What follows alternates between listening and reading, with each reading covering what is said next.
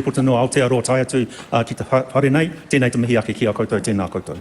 Mr. Speaker, yesterday morning I attended the blessing and opening of an art exhibition of artwork by survivors of abuse and care. One of the pieces struck me when I saw it.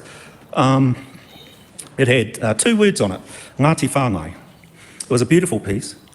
Whāngai is a kaupapa Māori. It's a kaupapa that's been practiced in my family, my whānau, for many generations, practiced successfully. The artwork both troubled me and challenged me. I've been thinking about it a lot since I saw it. And whāngai to me means nurturing children that are not able, for whatever reason, to be able to be raised by their birth parents. It told me that the artist had expectations about their care that were not met. It told me that, as a state, we haven't met those expectations that we should have. It told me that there is value in kaupapa Māori. It told me that kaupapa Māori such as whāngai should be respected because those who it impacts on would be better off under that kind of kaupapa, because there has been generations of practice to prove that. But too often, Mr. Speaker, such kaupapa have been characterised as being race-based systems by this very House. I think it's time for us to stop trying to maintain a way forward under a system that clearly does not work. Tinkering around the edges will not work. It will not work for Māori, will not work for Pacifica, it will not work for Pākehā. What we have seen through this report and what we see in this bill is not even Kiwi. And that's something that we all should apologise for. But I say to this House, as I said before, there's value in kaupapa Māori and it needs to be empowered to give it a shot, to give it a go, to let it work. And it's actually not difficult. And that is my main message to this House. I'm not going to speak for very long. It's not my voice that needs to be heard in this whare, it's others. And to the kura mōrehu, I say to you, kia kaha, kia ora.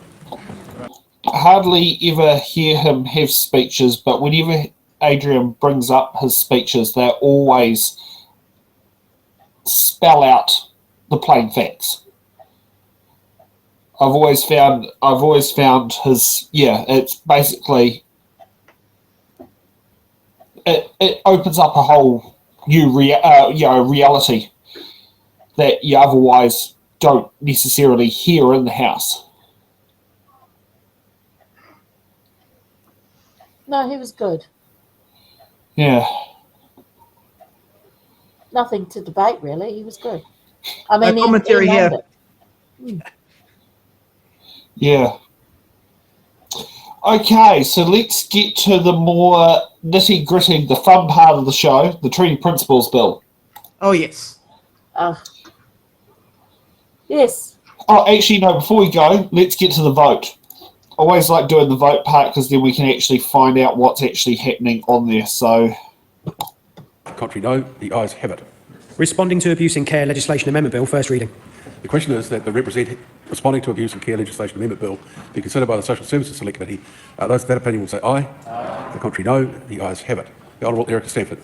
Speaker, I move that the Responding to Abuse and Care Legislation Amendment Bill be reported to the House by 14th of March 2025. The question is that the motion be agreed to. Those of that opinion will say aye. The contrary, no. The ayes have it. Call on the Honourable Simeon Brown. I move that the House do now adjourn. The question is that the motion be agreed to. Those of that opinion will say aye. The contrary, no. The ayes have it. The House stands adjourned until 2 p.m. tomorrow. God, there was a lot of things that came out there. It's great when they all agree on things. Voting goes very quick.